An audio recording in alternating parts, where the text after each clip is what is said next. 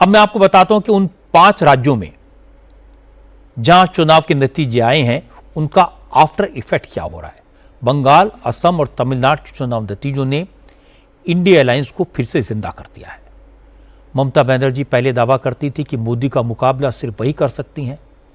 तृणमूल कांग्रेस के नेता उन्हें एंटी मोदी मोर्चे का लीडर बनाने की मांग कर रहे थे, लेकिन आज ममता के सुर बदले। उन्होंने कहा कि चुनाव नतीजे आने के बाद उन्हें सोनिया गांधी और राहुल गांधी से लेकर उद्धव ठाकरे और केजरीवाल तक विपक्ष के सभी नेताओं के फोन आए।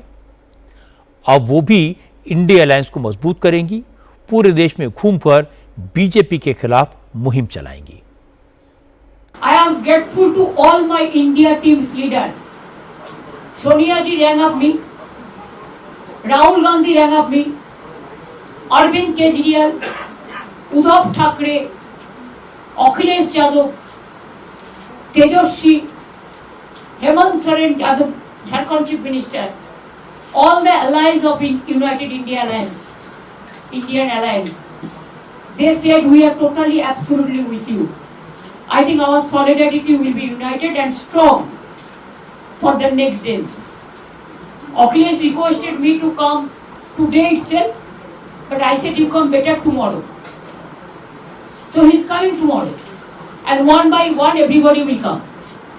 And then I told you that my target is very clear. I will strengthen the India team just like a small person.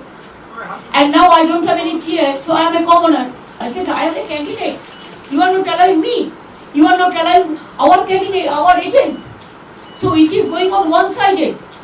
Then written I complained to RO that it should be stop counting right now unless the restoration is over. Restoration normalcy is restored. Then Randhir came. I told Randhir, the DO. I know he gave a message to somebody before 15 days ago. ये चुनाव counting में खेल होगा. That I am having with me. I told him, can you do like this? Even nobody is from our side. My official agents are not allowed. I am not allowed. I went inside for few minutes. They kicked me in my belly. They kicked me in my backside. And they abused, physically manhandled, assaulted, and you cannot imagine what happened because that time CCTV was off. Mamata Banerjee ने अंग्रेजी में जो कुछ कहा उसका मतलब यह है कि कल नतीजे आने के बाद सोनिया और राहुल से लेकर अखिलेश यादव, तेजस्वी यादव और हेमंत सोरेन तक तमाम विपक्षी नेताओं ने उनको फोन किया। अब वो विपक्षी अलायंस को मजबूत करने के लिए काम करेंगी। उनके पास बहुत टाइम है। मुश्किल वक्त में विपक्ष के सारे नेता ममता के साथ खड़े हैं।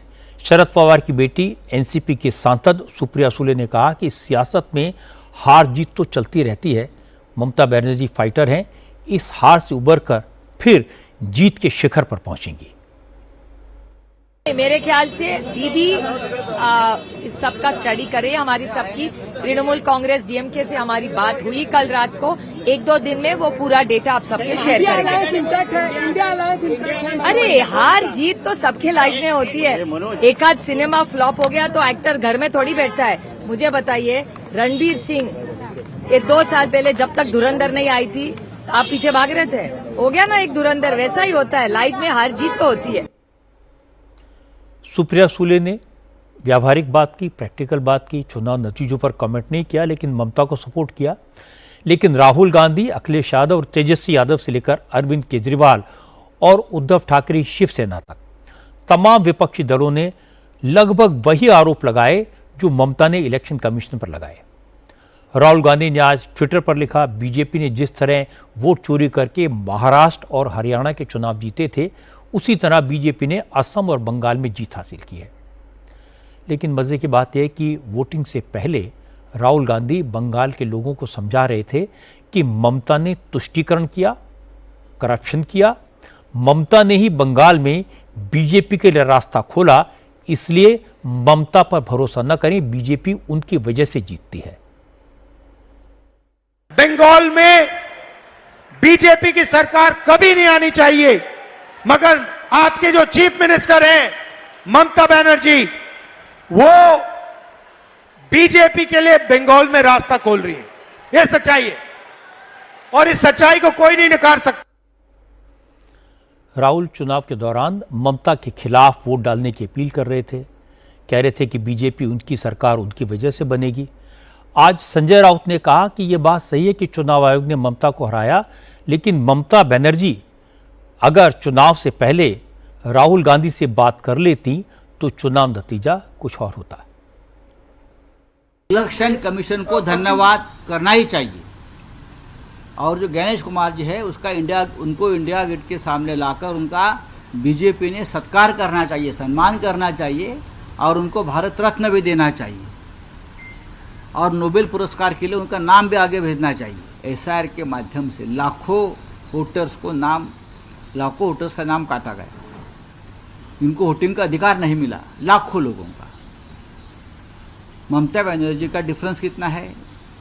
11 लाख का है और लगभग 90 लाख वोट काटे गए, क्योंकि उनको किसी भी हालत में ममता जी को हराना ही था। सबसे ज़्यादा ये जो है एंटी कैपेसिटी तो मोदी जी के खिलाफ चल रही थी, चलनी चाहिए। गुजरात के मुख्यमंत्री के खिलाफ चलनी चाहिए, महाराष्ट्र में चलनी चाहिए, लेकिन जहां अपोजिशन की सरकारें हैं वहां हवा विरोधी चल रही है। सरकार उब चुकी, जनता उब चुकी है, तो आपसे क्यों नहीं उब जाती भाई? क्या करते हो आप लोग? छोड़ दी। चुनाव चोरी किया गया, डेफिनेटली राहुल गांधी बार बार बोल रही थी ममता दीदी का ये बहुत बड़ा अपराध है, राहुल गांधी की बात मानी नहीं। अगर राहुल गांधी जी के साथ ममता दीदी बैठती, चर्चा करती तो कुछ नतीजा और भी आ जाते। लेकिन राहुल गांधी के रवैये पर उमर अब्दुल्ला ने सवाल उठाए। उमर अब्दुल्ला ने कहा कि आज राहुल गांधी ममता बनर्जी के सपोर्ट में है, तो फिर कांग्रेस बंगाल में ममता के खिलाफ चुनाव क्यों लड़ी? No new message. We've heard this message before also, that we need to decide what is the India bloc for. Is it only for parliament or is it for state elections also? Because if it's for state elections, then what happened in West Bengal is unfortunate. The Congress and the TMC fought against each other. It's okay. Now the Congress agrees with Mamata Banerjee that 100 seats were stolen. But the fact is that the Congress and the TMC fought this election against each other. So what India bloc then? So that's why I said we need to decide. Are we here only for parliament elections or are we here to fight assembly elections also? Omar Abdullah ने जो कहा, मैं आपको हिंदी में बताता हूँ। वो कह रहे थे कि किसी स्टेट में बीजेपी की एक तरफा जीत का ऐसा रिजल्ट कोई पहली बार तो आया नहीं, लेकिन हर चुनाव में होता यही है कि विरोधी दल पहले आपस में लड़ते हैं, फिर बीजेपी की जीत के बाद अलायंस मजबूत करने की बातें करने लगते हैं। ऐसे में पहले तो ये तय करना होगा कि ये अलायंस संसद के लिए है या फिर स्टेट इलेक्शन में भी लागू होगा। आरजेडी के नेताओं ने ममता बनर्जी को लेकर बीच की लाइन ली। मनोज झा ने कहा कि उनकी पार्टी जनता के फैसले पर सवाल नहीं उठा सकती, लेकिन अब यह तो साफ है कि चुनाव में लेवल प्लेइंग फील्ड नहीं बचा है। चुनाव आयोग बीजेपी की मदद कर रहा है। पांचों राज्यों की जनता को बहुत बहुत बधाई। ये उनका mandate, they have chosen what they have chosen, तो उसको डिसरेस्पेक्ट करने का कोई मतलब नहीं है। कल प्रधानमंत्री जी का क्षण था, वो बोले, हाँ उन्होंने चुनाव आयोग का धन्यवाद किया, उन्हें करना भी चाहिए था।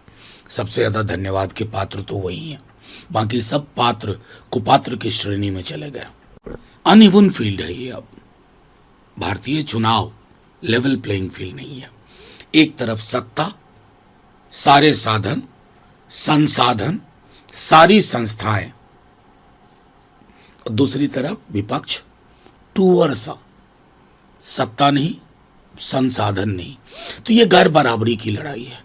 अब इस गैर बराबरी की लड़ाई में अगर इंस्टीट्यूशनल कॉम्प्रोमाइज के उदाहरण आपको एक ढूंढो 100 मिलने लगे, तो असंभव नहीं कि विपक्ष को नागरिक समाज के साथ मिलकर के कुछ ठोस विकल्प सोचना होगा। थोड़े दिन पहले राहुल गांधी ने मोदी की ताकत बढ़ाने के लिए ममता को जिम्मेदार ठहराया था। ममता ने भी एकला चलो का नारा लगाया था। राहुल ने टीवीके के विजय के साथ जाने का ऑफर ठुकराया था। केजरीवाल ने कांग्रेस पर बीजेपी की बी टीम होने का इल्जाम लगाया था। लेकिन आज ऐसा लगा कि ममता की हार ने राहुल गांधी, अखिलेश यादव, अरविंद केजरीवाल सबको डरा दिया है। अगर मोदी ममता को हरा सकते हैं तो बाकी किसी की क्या बिसात है। अब सबको लगता है कि इनमें से कोई अकेले मोदी का मुकाबला नहीं कर सकता, इसलिए सबको साथ साथ चलना पड़ेगा। लेकिन ये ख्याली पुलाव है। पंजाब में केजरीवाल कांग्रेस से लड़ेंगे, तमिलनाडु में राहुल डीएमके का साथ छोड़कर विजय के साथ चलेंगे। सब अपनी अपनी कन्वीनियंस देखेंगे तो फिर हम साथ साथ हैं का क्या होगा।